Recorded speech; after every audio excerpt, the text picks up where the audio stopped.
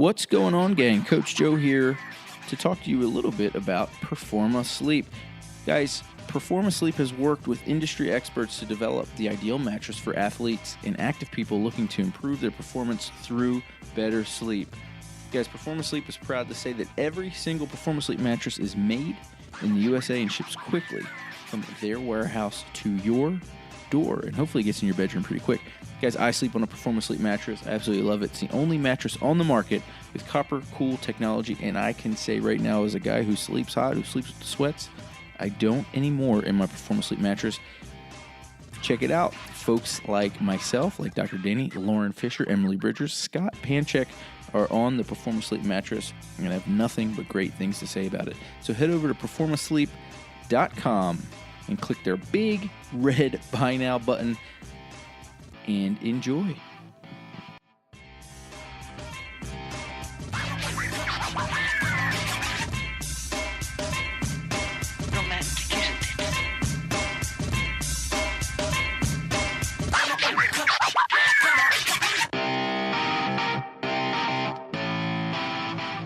What's up, guys? Doc Jock Podcast. It's me, Doc Danny. The other guy is Coach Joe, and the other guy is Jerred Moon. So we got Jerrad. He's a strength coach, fellow podcaster with Better Humanology. He's a dad. He's a blogger with End of 3 Fitness, and he's got a book that just came out about garage gyms. So we want to have him on and talk about a little programming, and then see if you guys can learn something about how to set up your garage gym. So Jerrad, thanks so much for coming on. Yeah, man. Thanks for having me on the show. I'm super pumped to be here. No, absolutely. And I was I was reading a little bit of your backstory. I think it's really interesting. I'd love if you could, take a couple minutes and just give our listeners a little bit of an idea of, who you are and where you're coming from, how you ended up in the role that you're in today. Yeah, man. So the short version of it is, all through college, I worked my tail off to be a fighter pilot. That was my dream ever since I was little. I'd always been into fitness, though, and I started working out when I was, like 9th or 10th grade or something like that, and had always been into that, even became a certified personal trainer and stuff. But then, I decided, I was like, you know what, I think I could always be a personal trainer later. I only have one opportunity to be a fighter pilot. So I really pursued that during college, got the opportunity, and was in the Air Force pursuing that dream when I got injured, basically a really bad sports hernia while flying from pulling G's. And everything's fine. Like, I don't have any problems today. And I was even fine then. They just decided, kind of high level decision, it would be in my best interest not to fly high performance aircraft. And so I kind of got cycled out of that program for that reason.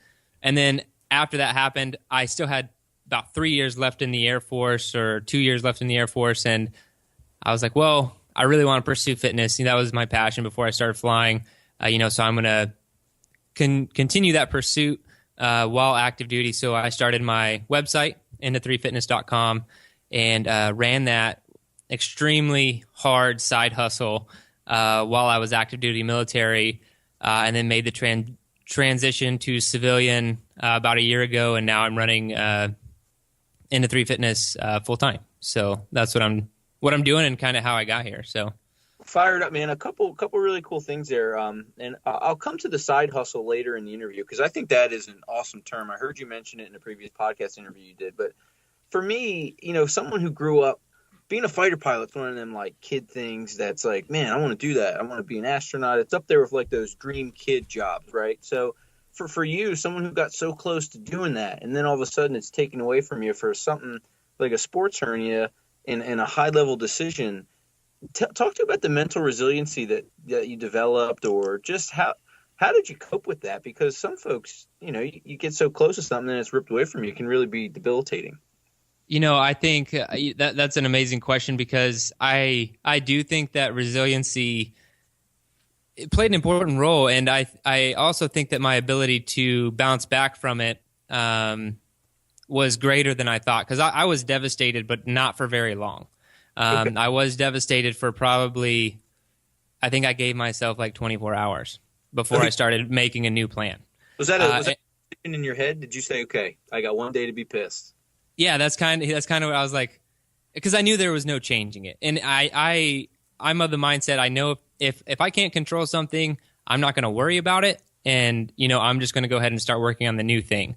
And so once I kind of found that out and was like, look, dude, there's nothing, like, because I did pursue every avenue. It wasn't just like a hard thing. It was several months of like, okay, well, let's do this. Okay, well, let's do that. Well, let's do this. And then after all of those avenues were exhausted and they were like, look, dude, you're not going to fly. I was like, all right, gave myself my 24 hours because that dream was crushed. And then after that, I was like, all right, back to the drawing board. The military is not going to be your full-time thing. What are you going to do next?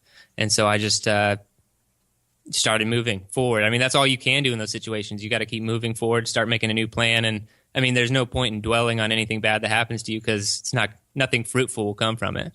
Like, did you at least like drink a bottle of wild turkey and fight somebody or something? I mean, I think I did. Maybe I drank a little bit with some of my buddies in pilot training, but they helped me drown some of my sorrows. But I didn't make a habit of it. Some people you could fall into that trap. Oh yeah. Well, what did you do? What was your job after you got cycled out of that? So I went into public relations for the Air Force. Essentially, I was doing public relations at the same Air Force base, and then I got transferred to Air Force Special Tactics within Air Force Special Operations Command. And that's where I the fitness thing really picked back up because they had the opportunity there to become a physical training leader, to become a unit fitness program manager. And those are the things that everyone in the Air Force, if you don't know this, or everyone in most military positions has multiple jobs. You'll have like your primary duty and your secondary duty, or sometimes even a third duty. And mine became fitness really, really quickly. And so I got to train people. What was really cool about Hurlburt is they actually had affiliates, CrossFit affiliates on their on the base for a few years before they decided they didn't want to pay for the CrossFit affiliate fee anymore. And then they just named them like fitness centers or whatever. But they were actually they were CrossFit affiliates for a few years, and so I got to help run those. They were ran exactly like a CrossFit affiliate is, with classes and coaching and on ramp and all of that stuff. So I got to do all that without having to be the owner of the gym, all that entails. So it was a really awesome experience. So I got to do that, train some really elite athletes, operators. And then also I got to train a lot of people who weren't that, just people, the average military person. And that was a really great opportunity. Well, I was just down there in, was it February? So they have the U.S. Air Force Special Operations Strength and Conditioning Symposium, and they had Leo Totten teach the first 2 days of Olympic weightlifting, and then I did a movement and mobility day on the third day. And those facilities are really, really nice. And not only that, but they have poached some really smart strength coaches. I mean, oh, dude, totally unbelievable. And and the cool thing is, to see the tactical athlete being treated like a professional athlete is a really neat paradigm shift that I've seen in maybe the last 5 years, where they're getting these contracts and they're frankly poaching these really, really good strength and conditioning coaches. So that's awesome, man. That's cool you got to function in that setting for a while, because I'm sure you took a lot of on-the-job training, experience away from that. Oh, yeah, dude, for sure. And what you're saying, that's actually a recent shift in military thinking. They started treating our tactical athletes like professional athletes, because they knew if they weren't taking care of their people, there wouldn't be much of a person left at the end of a 20, 25-year career. Yep. And so they really started taking care of their athletes, which is really cool as part of their human performance program. But another thing, you said they're poaching really awesome coaches. If any strength and conditioning coaches out there are listening to this and think that they might want to be interested, I had a lot of conversations with the guys there, and the reason they were leaving these high-end university strength and conditioning programs and all this other stuff was because of the lifestyle. Because you essentially become a 9-to-5er strength and conditioning coach. You don't really have to take your work home with you. I mean, you can and everything, but anyone who is a strength and conditioning coach out there right now with I'd say, either a pro team or a university somewhere, I know that you're working like 12, 14-hour days at least, and so it's a great avenue for people to go to still pursue your dream, get a good paycheck, but work reasonable hours. Oh, yeah, definitely. And the other thing I would say is, I had a conversation with a guy that was a strength coach at Oregon while I was down there, and I asked him, because someone asked me this one time. They go, "Hey, if the Hawks, the Atlanta Hawks or Falcons or whatever, somewhere here offered you a job, or if Delta offered me a job, which would you take?" And I was like, Delta in a heartbeat, man. I would, except for Fayetteville sucks, or or Fort Bragg area sucks. I just wouldn't want to live there. But the community that you work with it would make you want to work so much more, or work harder to actually help that group. And the guy that I talked to from Oregon, he was like, "Man, it was cool. I was helping this kid get to the NFL, but when these guys got back from their last deployment, they're like, 'Hey, you helped us kill X amount of terrorists,' Right. And he was like, 'I did?' They go, 'Yeah, you helped us stay healthy.' And he's like, 'Okay, cool. I helped kill terrorists. That's great.'" That's all. Yeah, dude. And the motivation level of those guys is just insane. They're some of the best people to work with for that reason. Because you're just like, it's like they're going to try their hardest only for the reason that that's what they want to do. They want to try their hardest because they want to try their hardest. There's no real there's not a lot of incentive behind there. There's not a lot of diva that you can get with some other athletes and everything. Those guys, they're just awesome to be around and to train with. So cool. So Jerrad, in those early days when you were, in these Air Force facilities training folks, what were some of the early takeaways as a coach developing that have kind of stood the test of time, that have laid the groundwork for kind of who you are now as a coach? One of the biggest takeaways is that everyone needs to be strong. It doesn't really matter your sport or what you're doing. And I'm not talking like powerlifter strong, just there has to be a strength element there, because I was actually really surprised to find the lack of strength, I would say. And these guys are still strong, but I would expect a little bit more, and so I would say everyone needs a strength program. That may be my biggest takeaway, is everyone needs a strength program to really progress at whatever your sport or skill is that you want to do. To take that point just a little further, so where you say not powerlifter strong, where do you think the diminishing returns come in? When do you think strong enough? Like a double body weight deadlift, 1.5 body back squat. I mean, we're kind of So depending on the lift, I would definitely say 1.5 to 2. Anything above 2 is showing off in most lifts. And not showing off, but you're pretty advanced at that point. Because I think if you're around, if you can press 100% of your body weight and then maybe squat 1.5, deadlift maybe 2, something around those numbers, and then you're also a really conditioned athlete, you're strong enough. You're fine. If you're not trying to impress anyone, you're not trying to compete in the CrossFit Games or anything like that, you're strong enough to live life and do really well. Very cool. Well, I saw the transition, and I've seen the transition, I guess I should say, over the last couple of years in those communities to a lot more of a Olympic lifting kind of foundation. And I don't know if it's just that the operators are expressing more interest in it, so now they're getting their coaches involved in it more, but it's definitely there. And, I had an interesting conversation with Glenn Pendley where we were talking about specificity of the weightlifting movements to whether you should do power or full movement. And with the tactical athlete, their job dictates it. They have to do everything. They have to get down on the ground. They have to crawl. They have to climb stuff. Whatever. They have to be resilient, and they have to be able to move really well. So that's something that we talked about when I was at Hurlburt Field was, these guys have to be able to do this. But what they're seeing is they keep popping up with all these injuries from not having any skill in those movements or mobility in those movements. So, for you, when you were there, and I'm interested just because you were in the transition kind of side of it and you saw it, did you see a lot of people getting involved in the Olympic weightlifts? And if so, were they doing it well? To be honest, I think the head coach down there, he was adding it, but I felt like he was adding it in a very safe manner, like power cleans and pulls and stuff like that. And then there's also a lot of kettlebell work involved. In my experience, didn't see a ton of injury with that. I think if you start with, a lot of people want to do cool stuff, and what's cool? A snatch looks awesome if you can do it correctly, and same with a clean and jerk.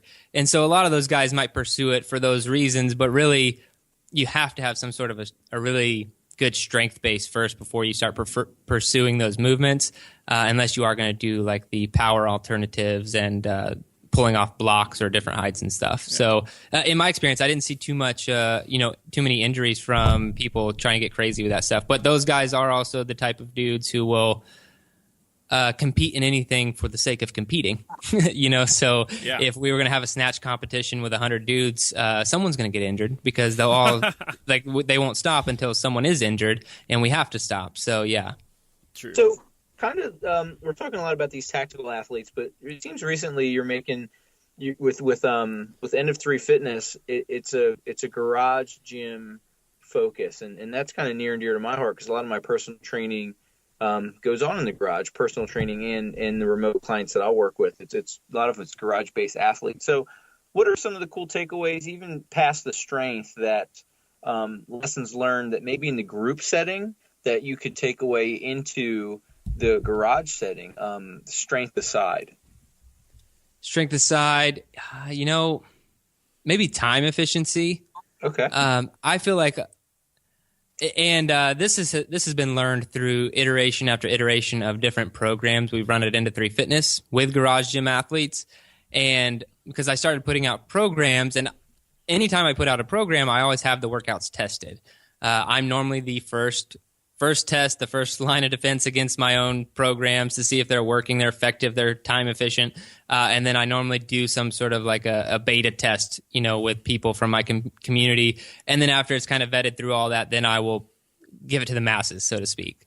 And after I had run through that and I launched one of my big programs last year, I was getting this complaint that everyone, like these workouts were taking an hour and a half to 2 hours long. Yeah. And I was just like, what? You know, there's no reason that should be taking that long. And so what it came down to was people not moving as quickly as they really should throughout workouts. People will rest too much. People will slack off. People will, like, if you don't denote every little thing for them, like how the rest time between sets and everything, then it's going to get jacked up. So I just started doing all of that stuff. And then we started using what I've deemed as block programming, bringing down block programming to a singular workout where workouts can't go over time. And people know exactly what they should be doing and how long it should take. So I think a lot of people aren't very efficient in their training and they want to get a lot done, but they might think that it's going to take too long. But really, you just have to be more efficient and you can still meet your goals and become a badass human being in the process. I like the block programming that you have in the book that you have just came out yesterday. This is May 3rd, by the way, so it came out May 2nd. And the chapter in there about block training I thought was neat. Explain block training a little bit, because I think our listeners would probably be interested in starting to apply some of that, especially if they're training on their own. Yeah, so this, like I said, this is not something that I just like cooked up and was like, oh, this is a good idea. This came through running a lot of people through different programs before I finally came to like this conclusion that this would work. And so we have as block programming, which essentially kind of takes the idea from the zone diet where, but our blocks are our time. And so every workout I prescribe to my athletes that do have some sort of time limitation, which is 99% of them, you have 5 blocks per hour, and 1 block equals 10 minutes. So I know that makes 50 minutes, but I leave a block. I call it the invisible block. And this is also through testing that we found out. The invisible block is left in there for transition times, laying down on the ground and feeling sorry for yourself after a Metcon, you know, loading the bar, unloading the bar, all of that stuff. So I threw in the invisible block, and then things started working out perfectly. So you get 5 blocks for a workout, which is 50 minutes. And then each you have, we hit up 5 different areas of training. Everyone else, you know, your training might be different, but we have different areas of training that we hit up with our garage gym athletes. And, you know, to get into those, let's see, we have strength and prehab, general fitness, metabolic conditioning, Z-lift, which is basically Zercher lift or carries. We think that those are really important. And then the daily, which is taking care of your hamstrings, your abs, ligaments, tendons, things like that. And so those are what we hit, and we spread those out over the course of a week. So if you're training 5 days a week, and I feel like this is really hard to describe over audio, but I'll keep going. So 5 times 5 is 25. You have 25 total training blocks, and we fit all that stuff in across a training week. And so then that's essentially what it is. You're time capped on everything. If I say that you have 8 minutes to find a 1 rep max snatch, you have 8 minutes, 2 minutes transition time, and then you hit the next block of training, which could be a Metcon or whatever the case is for that programming. Thank you so much, gang, for tuning into today's episode of the Doc and Jock Podcast. We hope you're enjoying the topic of the day or the interview. If you are, please head on over to iTunes and review it and let us know so we can either talk about that topic again or bring that guest back on. Also, guys, while you're at it, post a question, and then Dr. Danny and I can tackle that question on a Friday short. The topic could be mobility, weightlifting, motivation, anything in between. Dr. Danny and I will tackle that. It's a great service to us, a great service to you. You get some knowledge, we get a bump in the standings, and we really appreciate that. Also, guys, we'd appreciate your support on all the social media outlets. Check out at Doc and Jock on Instagram and at Doc and Jock on the Twitter feed. Also, guys, like, share the Facebook page, and visit www.docandjock.com. You'll notice, guys, we're in the middle of a rebrand. We've changed the badge, we've changed the logo. We are overhauling the website, and we'd love to know your thoughts on that. Thank you guys for tuning into the Doc and Jock Podcast. And remember, if you have a body, you are an athlete.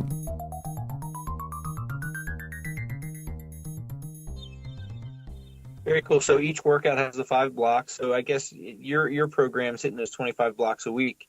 Doing the math, so you'll prescribe these 5 days a week, or you're just trying to get the 25 blocks in when they can? No, you get 5 blocks every single day, or not every single day, 5 days a week. But the 5 areas that we hit are what I mentioned earlier. But it doesn't necessarily mean that you're going to hit all 5 of those areas every single day. That's the confusion sometimes, because if we were to do that, your training would just be so crazy. That'd be a lot. Yeah, so like if we have a 30-minute run one day, then that's 3 blocks, and so there's only 2 blocks left for that entire day, which could be we might have a mobility block thrown in there, or it might be 30 minutes of running, which is 3 blocks, and then 2 blocks of mobility. So that could be an entire day for you. You ever throw in a 50-minute run and get a bunch of like shitty emails from people? I've actually done a lot of those, and no, people are always. I always expect the complaints. I have a feeling that people are just skipping that workout and not telling me. Yeah, cheers. That's what happens at I remember at CrossFit gym here in Atlanta. I showed up one time, and it was, they don't like publicize the workouts. It was a 10K run, and people were so mad. They were just like, "God damn it!" It was first thing in the morning, so they couldn't tell their friend. Like no one had told them yet, and they were just pissed because nobody likes to run in a gym like that.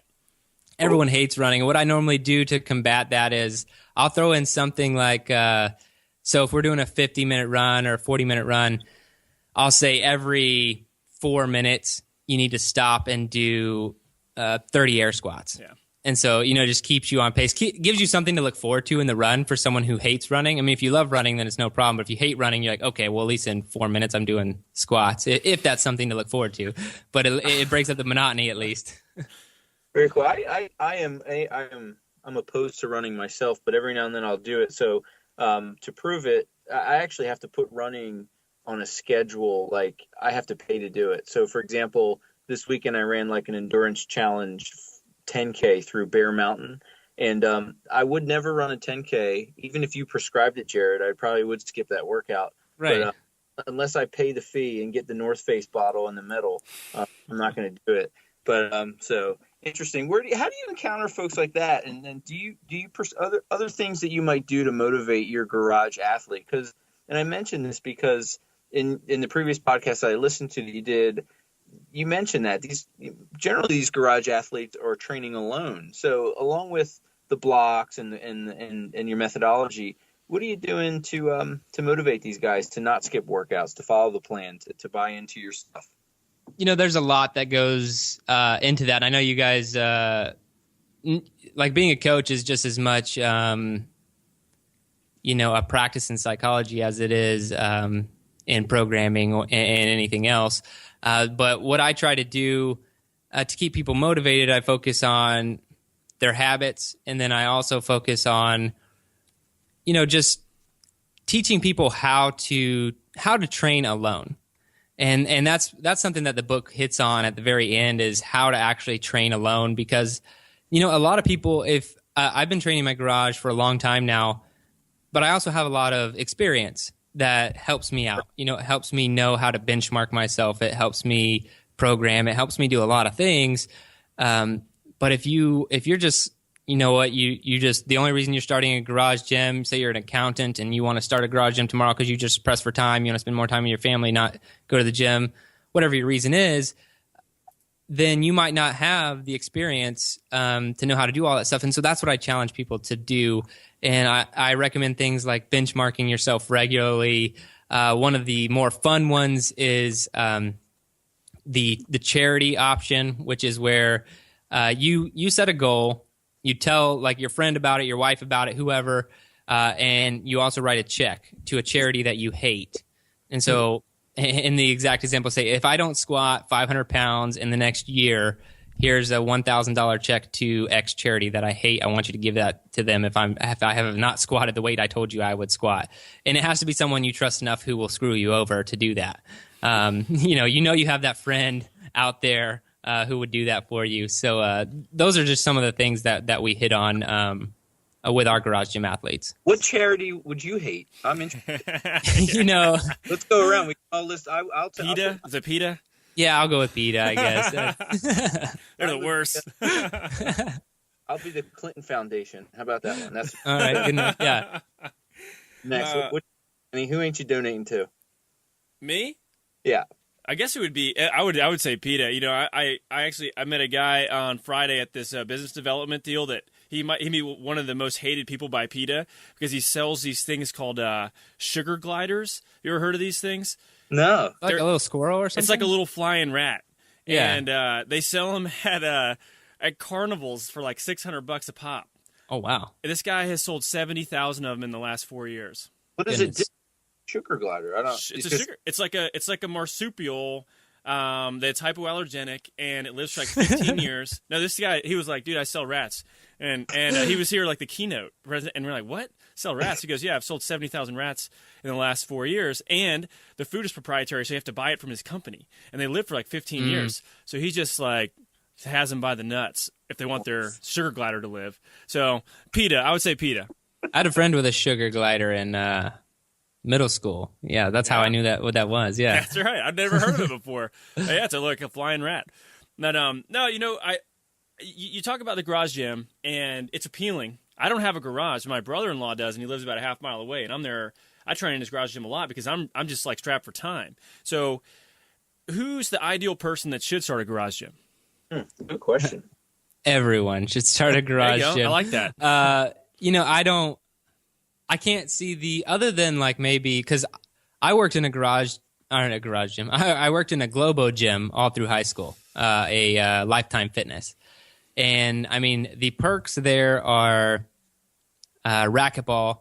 And the reason I say racquetball, I actually was a sponsored athlete in racquetball all through high school and college. Like I played serious racquetball, however that's crazy a big deal that may in the military. Sound. Yeah, it's a really big deal in the military. It's like it's either golf or racquetball, so you have to be good at one of them. So there's that perk, but then there's also like the steam room, hot tub, pool situation. Right. But if you can get over those things and look at all of the advantages, you know, just with your time. With my biggest thing is not doing what anyone else wants me to do. That's why I don't want to say a problem, but that's why I couldn't go to CrossFit gyms when I first got into CrossFit. I was like, CrossFit's really cool. I like the idea, but no way you're going to tell me what to do every day. Like, I will do my own programming. I've been that way like since I was 16 years old, and so it's just there's no way that I was going to have someone else telling me what workout to do every single day. And so that's why I want to do the garage gym. So I'd say if you have a goal that you're very serious about, you should probably be a garage gym athlete. If you are strapped for time, you should be a garage gym athlete. If you have a family and want to see them more, you should be a garage gym athlete. Like it just goes on and on. It just makes your life a lot easier. And I'm not saying that you should only have a garage gym. I think that everyone should at least have some sort of backup equipment for, say, the holidays or the crazy day where you did work 12 hours and your kid is sick. You know, you at least have some rings hanging in your garage and you can do 30 muscle-ups for time real fast or something, you know, whatever it is for you, whatever your fitness is. But I think that whether you have a full garage gym or at least a little bit of equipment to get you through the tough times, everyone should have some sort of setup. Really cool. So I like that. I mean, I love training in the garage, but I also have a CrossFit membership, and I like to just be around the people twice a week. I'll go in there for a little conditioning. And to be honest, the reason I do it is, like I said, I alluded to it. I hate the cardio. I hate the running. I really, Jerrad, I hate working hard, to be honest with you. So when I go into these CrossFit gyms, and I also don't like doing stuff I'm not good at either. So the CrossFit gyms kind of make me do that. And it's cool for me to every now and then turn my brain off and not have to be formulate these things. So for folks who, let's take that guy, someone who wants to just have some backup equipment in their garage. Let's say someone had like whatever, lottery ticket. They got like $400 in their pocket and they want to get this garage gym started where they can have some cool backup stuff just to hammer out general workouts. Where do you think they might spend that $400 best? $400, I would buy an economy barbell and some bumper plates, and that'd probably also max out your budget. But that's all I would get. That's all I could afford to. If I wasn't going that route, maybe that's what I would get. Add some rings if I could, because rings are very versatile. But man, if you got a barbell and some plates, you can get a massive amount of work done. Fired up. And then maybe if guys wanted to get into maybe building some stuff. I know you've done a lot of that with the DIY stuff. They want to, I was saying I played carpenter this weekend with my brother, and you'd be proud. I'll have to send you a picture of this bench and this bench we built, which is pretty neat. But and we're gonna have to turn that into an article at Into 3 Fitness. I'm gonna have to. It's a sweet bench. He sent me a picture of it, and I thought, no way in hell Joe built that. But no, me and my brother. But he did. Yeah, dude, let's do a write up. We need to put that on. That'll be awesome. But yeah, we'll get that to you. But what are some, because as being a dad with 3 kids, one of my biggest complaints about it is I rarely get to see projects from start to finish. So it was really to build something with my brother, and I was like, man, it must be cool for you, Rob, to do this every day, to finish projects, and it was cool. So for folks who want to build stuff, I mean, we can save some money there too. So if you want a squat rack for this bar and bumper plates, don't you have one you can build, right? Yeah. So if we're going the build route and the recommended build items, so things that you can build for really cheap that you probably shouldn't buy, I would never buy a plyometric box. Okay. Because the shipping is going to be, I'm not saying I wouldn't have one. I'm saying I would never purchase one. I would always build my own plyometric box. I have 2 right now. I've built both of them. If they broke for some reason, I would build another one, just because the shipping and how much they cost versus a $25 piece of plywood that all you need to do is a couple cuts and glue and screws, you're done. Plyometric box is really the easiest thing that you could do, and it's actually pretty versatile. If you have a barbell plates and now plyometric box, in my opinion, that's all I had when I first started out, and you're getting pretty serious there already. And then the next step from there, if you are trying to save money, you can buy 2 buckets at Home Depot or Lowe's. They're like the 5-gallon buckets, and some 4x4s. Drop the 4x4s in there, cement around the buckets. I think the whole project really costs like $30, and then you notch out the tops. You now have a place to do squats and presses from. And like I said, those 2 projects, plyometric box and those squat stands, you've spent $60. And these are really easy projects, depending on your level of handiness with DIY projects. But if you're fairly competent with tools and everything, then you can get those probably both of those knocked out on a Saturday. So circular saw. That's what you need. Circular saw, probably a power drill, some wood glue, screws. That's about it, man. The cement comes with instructions on the bag, so it's really easy to get that stuff done. But yeah, you can build. I mean, I have DIY projects. I've done really elaborate stuff more for fun, but like I've done jerk boxes, I've done full on power racks. I've done weight stands. I've done a whole bunch of stuff, but some of that stuff you don't really need. I've just kind of grown my arsenal over the years, and I actually enjoy building. It kind of runs in my family, so I actually like working on those projects because I do a lot of them. My dad will help me out with some of them now that we live in the same town, and we just enjoy building stuff together.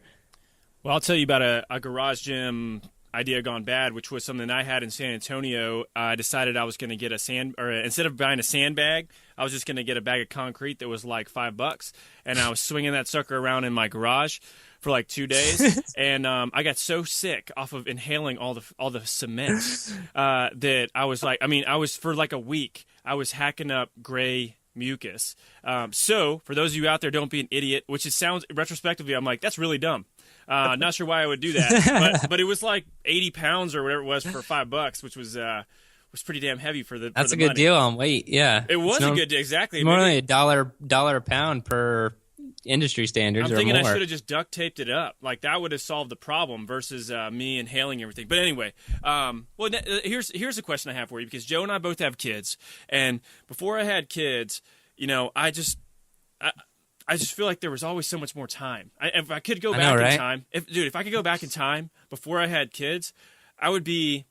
I'd run for president. So much further. I know I would have something amazing done by now, but I squandered it because I didn't realize the difference. And now that I have kids, it's harder for sure. And it's not. It's just you want to see them, and you work all day. You come home, with a garage gym, it makes a lot of sense, how you can get around that and spend more time with your family.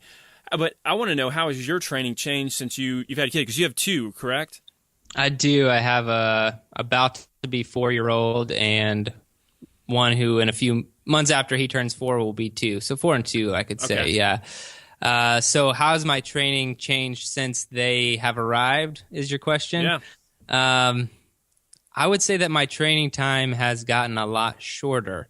Hint like that efficiency on the block programming. That was also a problem I had, and I actually now being, working for myself has actually given me less time, because in the military, everything was taken care of. Health insurance, I was getting paid no matter what, a good salary, and fitness was a part of the job because they're going to test you on it every single year. And if you don't pass and they didn't give you the time to do it, it's their fault, so they have to give you time to train. Sometimes that would be twice a day. And so me working for myself, you'd think, oh, you run an online business all about fitness, you probably work out all the time. It's like, well, that's not true, because I have to do a lot of things myself. So I'm really pressed for time right now. And, I have to focus on being as efficient as possible. Because to be honest, if I didn't have kids, in college, man, I was spending like 5 and 6 hours at the gym each day, because I would train for an hour or two. I'd play racquetball for 3. I would do like a sauna for 1. This is all pre-garage gym stuff. I was just enjoying myself.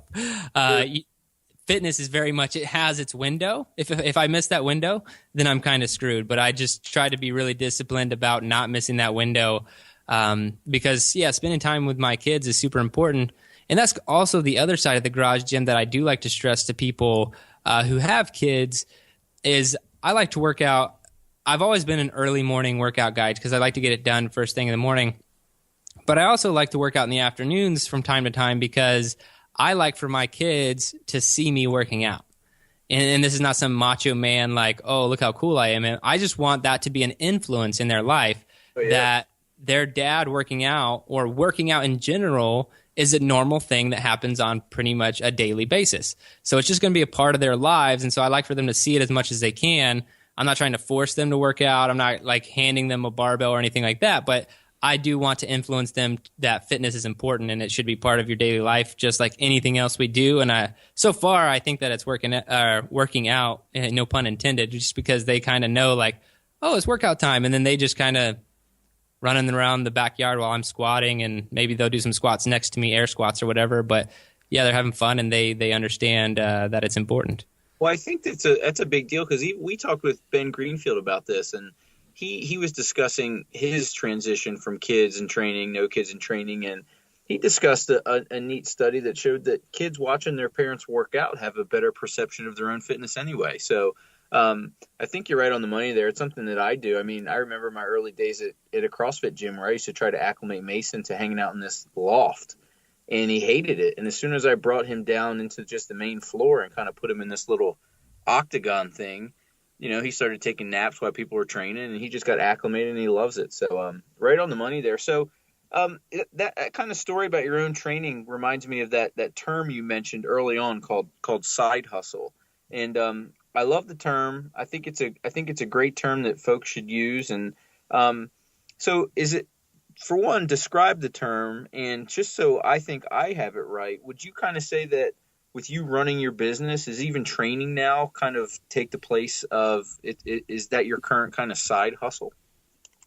Yeah, I could say that training is my current side hustle, but I'll hop to what side hustle is and what it means to me. So I feel like a lot of people online or maybe who run businesses, and I'm not saying a majority, I'm just saying like some people, or maybe the perception is that they just kind of stumbled into, having a business. Like, oh, wow, you got lucky or whatever. And with all the friends that I know, myself included, that is not the case. We've worked our tails off, and we basically had no hobbies, no TV. We weren't part of a sports team or an intramural this or anything. What we did with our free time was, train people, grow businesses, try to turn our passions into what we're doing. And so it takes a lot of sacrifice, but once you're kind of committed to it, you obviously have your job and then your thing on the side. That's kind of where the side hustle comes in. But that's all I was focused on while I was in the military. That was like my primary focus was, okay, how can I turn this into a business? What do I need to do next? Always working my butt off to get it done.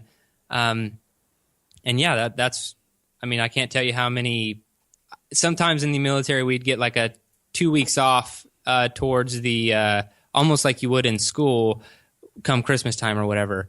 And sure. I would always do product launches in January. And so those 2 weeks for me, I didn't have a single day off.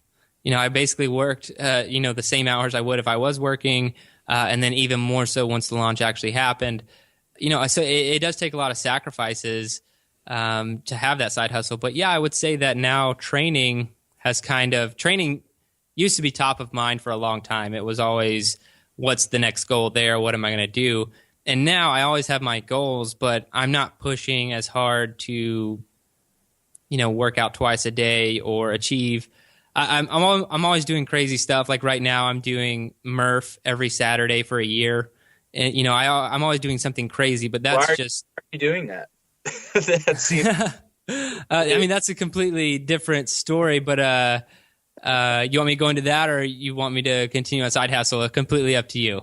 Oh, no. Continue on side hustle. Oh, no, I'm actually pretty much done with side hustle. I was just saying like side hustle is just you're working your ass off to achieve something that you want personally, and you're not going to stop at anything, you're going to get it done. So that's side hustle. Well, I tell you, I agree with you 100% about the misconceptions of owning a business. I think that my friends think that I make like $500,000 a year and I just don't go to work very often. And, I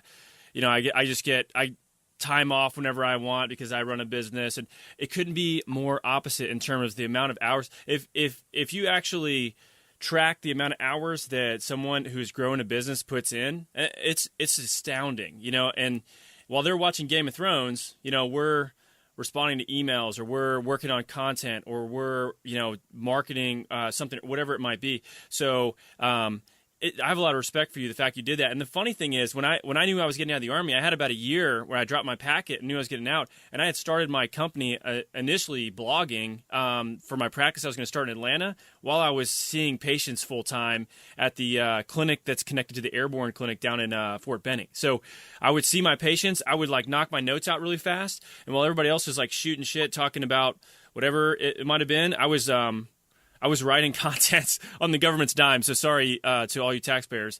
But man, that's side hustle right there. And it's just, it's crazy how much, you're talking about starting a business. Like I used to take lunches. Like when I was in the military, I would take lunch. Like I'd do a full hour, come back, whatever, go with somebody. Now I will break. I'll be like, damn it, it's lunchtime. I should probably eat. I'll go inside because I pretty much work, I actually work in my garage because the weather's nice right now, or outside. I don't like to be inside very much.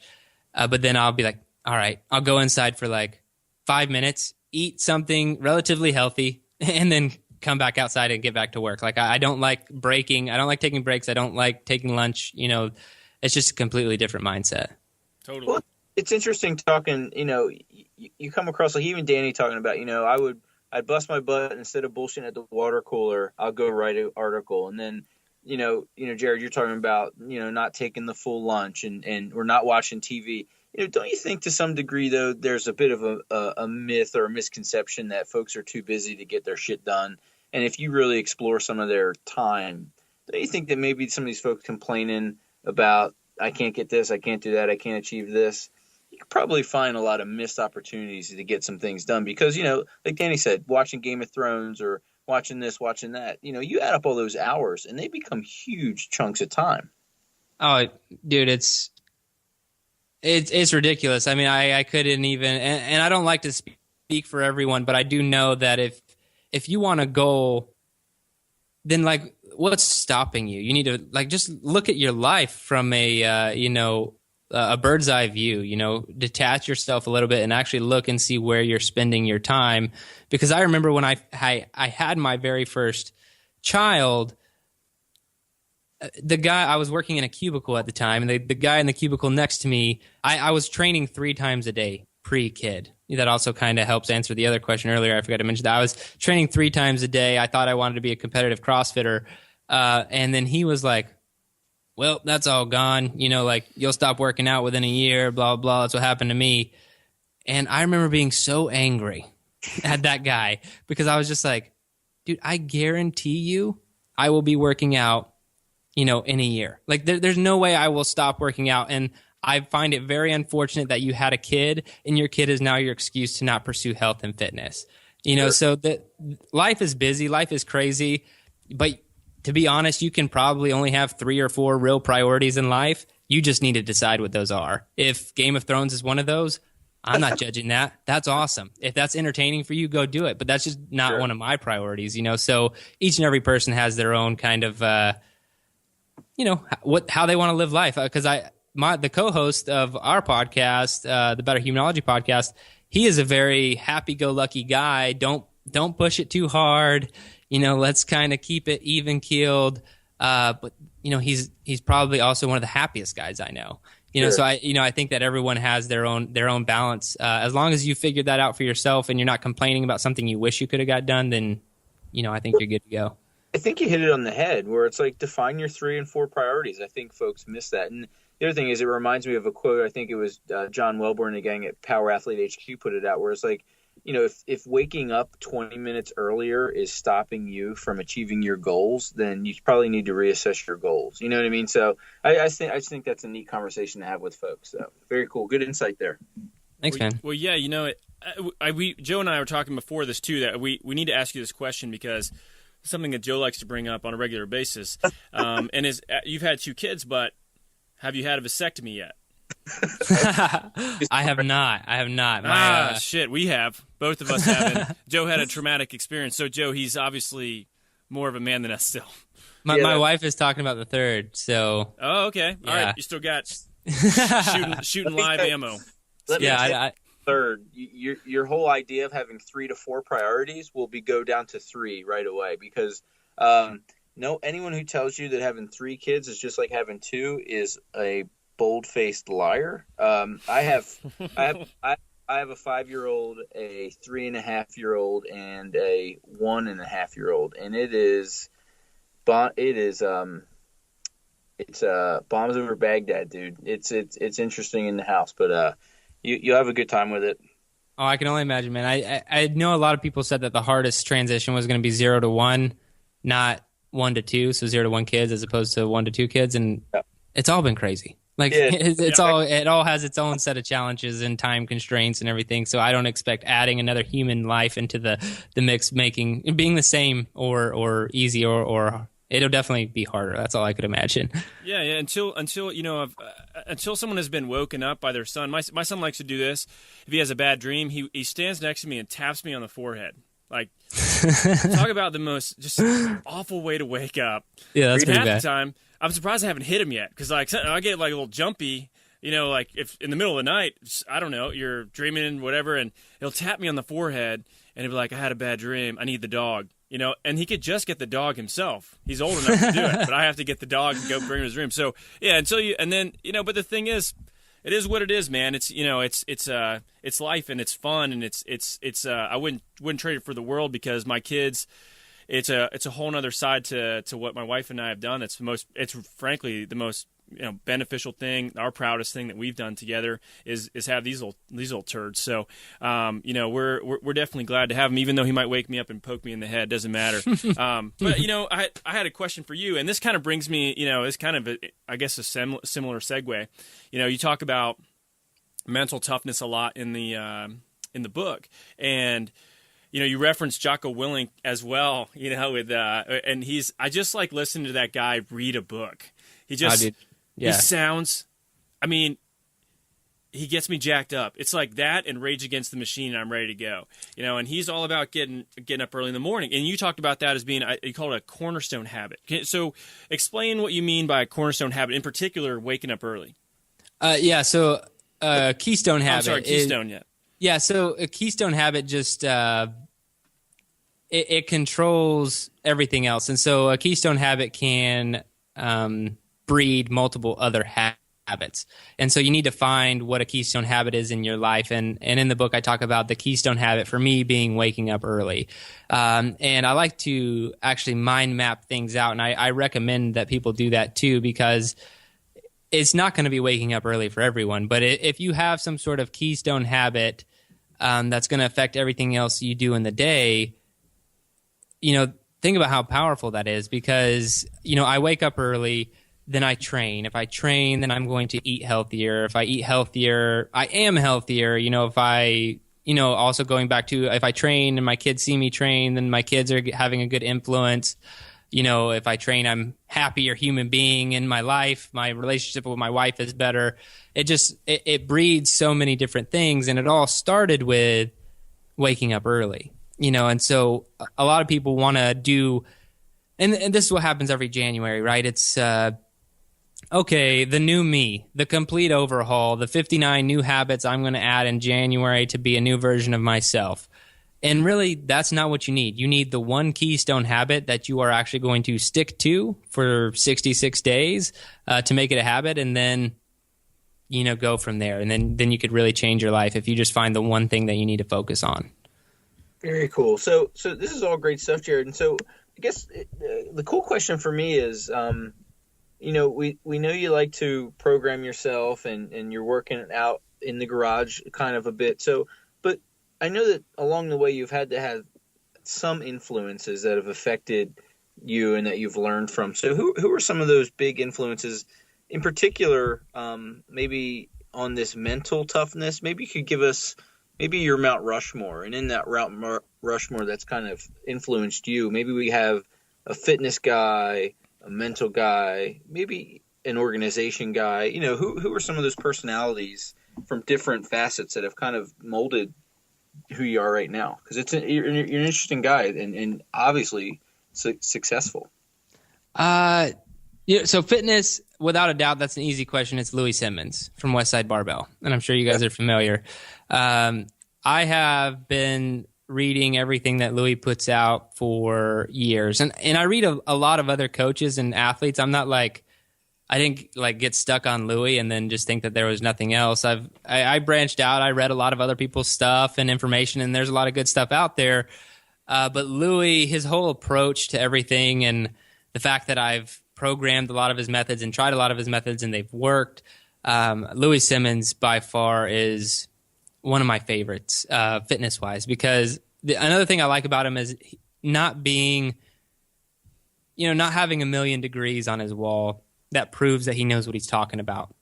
He has, rather than that, he has thousands of athletes on his wall that prove that he knows what he's talking about. And that is so much harder to do, to try and get people to follow you, with no real credentials other than I promise you I know what I'm doing, and that's hard to do. So I just admire the man from what he's built and for the methods that he's come up with. And Louis reads a lot too. He's a really smart guy. I'm not saying that he doesn't have any credentials. That's not what I'm trying to say. I'm just saying what he's focused on is results as opposed to a lab study or anything else. And that's what's always really got me fired up about reading his stuff, is just the fact that he's into the results and getting the work done, and that's it. And so Louis Simmons has been huge. mental toughness, I've never actually been asked that question before. And I don't know what influenced that side because I write about it a lot. Sure. I think it's very important. I probably think, it's probably my dad, if I had to really go back. He's always been, he gave me just a really anti-entitlement mentality. Like, you don't deserve anything unless you've deserved it, unless you've earned it, And so I think I found that out at a really early age. And he wasn't an asshole about it. He just kind of, that was what he imparted, to me. And I think that it's just made me tougher. And then a lot of the stuff that I do write at Into 3 Fitness about mental toughness really comes from internal struggle. I might be battling waking up early. So I write an entire article about how to do it. So now I've spoken to myself more than I am to speaking to anyone else about how to get that done. So yeah, I'd say my dad and just a lot of internal struggles, because mental toughness, I actually had this conversation with my wife not that long ago, because I do talk about mental toughness a ton. It's in almost everything I write. I think it's a very important thing. But on the same token, I don't think that I'm like, one of the most mentally tough guys out there, because I think the guy who's really, really mentally tough doesn't need to talk about it or write about it. Sure. I'm the guy who needs to practice it and make sure that it's a part of my daily life, that I'm constantly challenging myself to be more mentally tough, where I have that trait as a human being. But there's some farmer in West Texas who wakes up at 4 a.m. and works for 12 hours and does some of the hardest crap in the world, who's 10 times more mentally tough than I am, and he doesn't even talk about or say those two words, mental toughness. So I just know that it's something that I need to work on and a trait I want to have, so I'm doing that on a daily basis. Very cool. And then I guess the other part of that Mount Rushmore might be like you're a business influence, or a book or something like that to kind of set you on this path to say, what, I'm going to start this website and this is how I'm going to do it. Right. So that has been a ping pong all over the place. But yeah, it started when, so in between graduating from college and going active duty Air Force, I had some time before I went active duty. So I had to get a job because I was married. I had to provide for like 6 months, and I ended up working for a millionaire entrepreneur, let's just say. And she opened my eyes to, I'd say, business in general and wealth and what that looks like. And so she is my biggest influence, I'd say, in opening my mind to what's possible. But I'd say getting down to what I'm doing today, who I'm talking to. I'm sure you guys are familiar with Barbell Shrugged. I've known Mike Bledsoe for a long time. We have regular conversations about business and stuff, and he's helped me out a ton and just pointed me in the right direction and more than a few times. Very cool, man. Well, the book, The Garage Gym Athlete, it's on available on your site, correct? End3fitness.com. Yep. Mm-hmm. Really cool book. I've read through it already. Really just a bunch of actionable stuff. And anybody that has a garage gym or is thinking about, starting a garage gym from scratch, there's some really, really cool stuff in there. You guys can check it out. Jerrad, if people want to reach out to you on social media, or if they want to get in touch with you to learn more about, what you guys got going on, in particular, some of the programming you're doing sounds really cool. Where can they find out more information? Yeah, dude. So everything will be at end3fitness.com. That's all spelled out. If you want to hit me up on Twitter or Instagram, it's at EO3Fit. And for social media, you include the number 3. If you're writing out the URL, you don't. But yeah, Into3 Fitness, you'll find it. Google it if you have any problems. Well, cool, guys. And Jerrad, thanks again so much for coming on. And Joe, I think this one definitely showed that if you have a body, you're an athlete.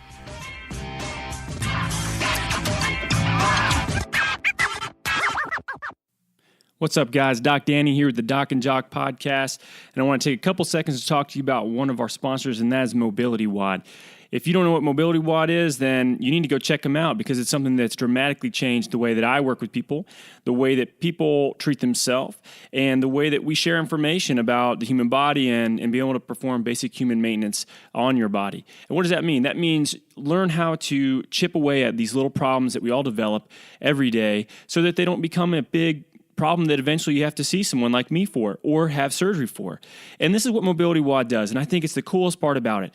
If you go to mobilitywod.com, the cool thing is they've got case studies, they've got daily programming of mobility work that you can do, and there's some awesome webinars in there if you want to learn more in-depth information on the shoulder, the lower back, the knee, the foot and ankle. There's just so much content there that's so helpful. It's crazy to think that it's less than $8 a month. So guys, check it out, mobilitywod.com. You will not regret it.